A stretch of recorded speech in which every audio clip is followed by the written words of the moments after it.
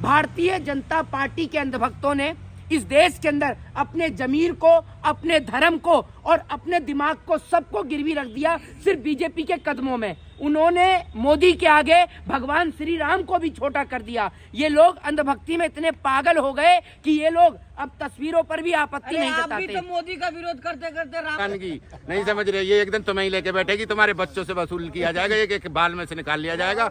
जो तुम चुप बैठे हो ना, बैठे रहो, कोई बात नहीं। वो कर्जा लाया जा रहा है, टैक्स पे टैक्स बढ़ाया जा रहा है, महंगाई बढ़ाया जा रहा है, बेरोजगारी बढ़ाया जा रहा है, तुम पे कोई फर्क नहीं पड़ रहा। मंदिर बना दिया है, मंदिर के लिए कटोरा बनवा लो बढ़िया बढ़िया से, ठीक है, और वो काम आएंगे, सबके काम आएंगे। वो ये भारतीय जनता पार्टी के वो अंधभक्त हैं, ये इन लोग, ये वो गुलामी मानसिकता के लोग हैं। जैसे वो अमीश देवगन बोल रहा था ना कि भैया अब कोई भी बीमार होगा तो वो अस्पताल नहीं मंदिर जाएगा।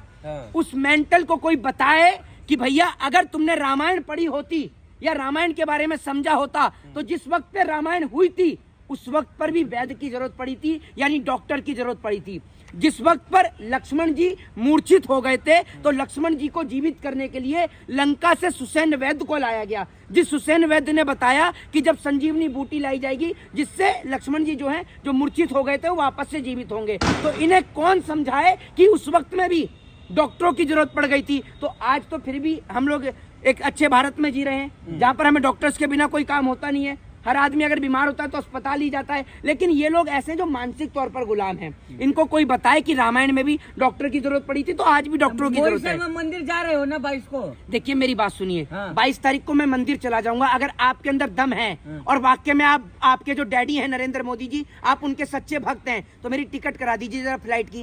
याद रखिए जितनी आप गुलामी कर रहे हैं टिकट खोल कर देख लीजिए कितने की टिकट आ रही है। राम भक्त पैदल जा रहे हैं, आप तो राम के ही नहीं, आप राम के दुश्मन हैं। ना दिया अपना वोट बैंक का जरिया कि राम के नाम पर जिस तरीके से भारतीय जनता पार्टी भीख मांगने का काम कर रही है, वोटों की भीख मांगने का काम कर रही है। एक बात मुझे बताइए, सबसे पहले तो जितने भी तमाम हिंदू धर्म के बड़े बड़े स्कॉलर्स हैं, जितने भी तमाम पुजारी हैं, पंडित हैं, उन तमाम लोगों का एक ही चीज कहना है कि जब तक मंदिर का कार्य पूरा नहीं हो जाता आप मंदिर की प्राण प्रतिष्ठा का कार्य कर कैसे रहे हैं। सबसे बड़ा सवाल ये है, अभी मंदिर का जो शिखर है वो बन के तैयार भी नहीं हुआ है और नरेंद्र मोदी जी जो हैं वो मंदिर का उद्घाटन करने के लिए चल पड़े हैं।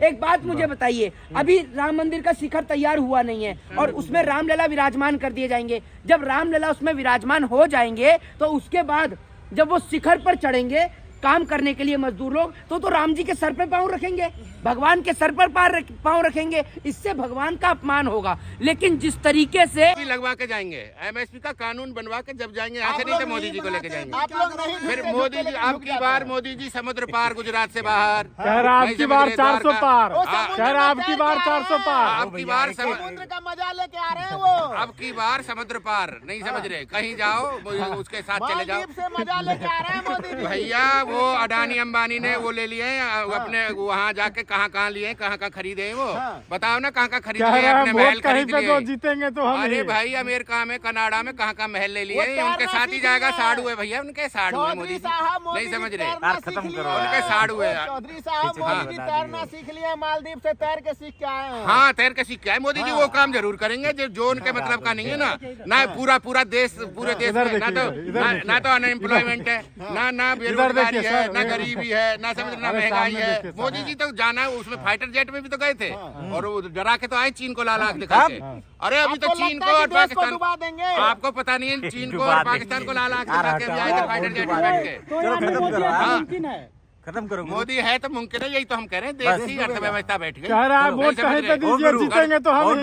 कर्जा भाई साहब तुम्हें पता है 55 लाख करोड़ से बढ़ के 205 लाख करोड़ कर्जा होगा, ये तुम्हारे बच्चों को देना पड़ेगा, तुम्हें देना पड़ेगा, तुम्हारे बच्चों को देना पड़ेगा। बैठे रहो मुर्दे बन के, तुम्हारा जो मुर्दापन है ना ये तुम्हारा आएगा, आगे पता चलेगा।